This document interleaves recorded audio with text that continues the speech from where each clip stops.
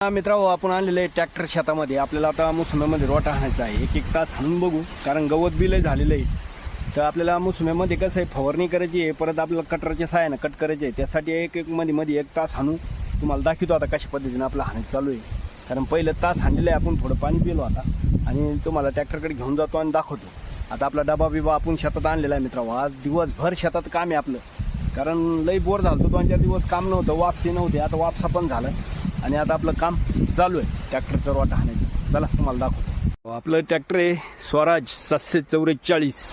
आपण घेऊन आलेलं शेतात. हे अशा पद्धतीने आपलं रोटीचं काम चालू आहे मित्रांनो.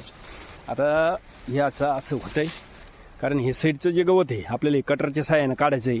कारण आपण मध्ये कम हाणलं, कारण याच्या मुळ्या बिळ्या तुटू नये, मोसंब्याचे गळ होऊ नये, त्यासाठी आपण मध्ये नाही हाणलं. म्हणजे मध्ये हाणलं आणि कडाना इथं जर हाणलं असतं याच्या मुळ्या तुटल्या असत्या, परत मोसंबीची गळ झाली असती. आता मध्ये आपण याच्यासाठी हाणलं की आपल्याला जाय यायला फिरायला चांगलं राहील, अडचण राहायची नाही. आणि नंतर याला कटरच्या सहाय्यानं आपण काढून टाकू, म्हणजे फवारणीला ताण नाही आणि कटरच्या सहाय्यानं बी कट केल्या जाईल, म्हणजे थोडं राहीन कट करायला, आहे की नाही. चला, या अशा पद्धतीने आपला आज उद्योग चालू आहे मित्रांनो दिवसभर.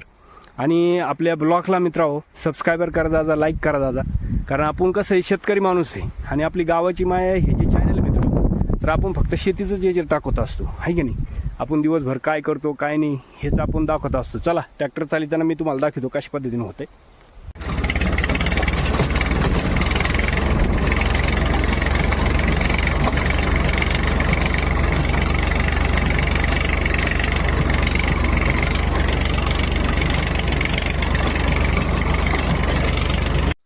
या मित्रांनो, या जेवायला.